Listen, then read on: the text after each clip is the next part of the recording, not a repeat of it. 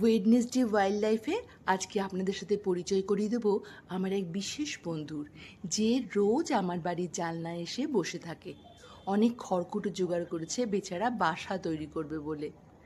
আসলে পুরুষ ঘুঘু পাখি স্ত্রী ঘুঘু পাখিদের জন্য বাসা তৈরি করে, আর সেই বাসা দেখে যদি স্ত্রী ঘুঘু পাখির পছন্দ হয় তবেই সে সেখানে ডিম পাড়ে।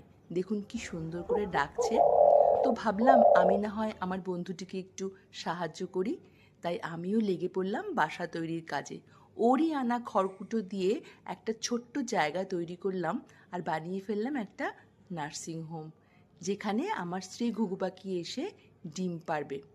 আর এখন পুরুষ ঘুঘু পাখির মতো আমিও অপেক্ষায় রইলাম কবে আসবে স্ত্রী ঘুঘু পাখিটি। আর যদি এসে ডিম পারে তাহলে তো আপনাদের সাথে আমি শেয়ার করবই। ততক্ষণ পর্যন্ত কিন্তু আমাদের একটু অপেক্ষা করে থাকতে হবে। আর আপনারা কিন্তু কমেন্টে লিখে জানাবেন কেমন লাগলো আমার এই বন্ধুটির বাসা।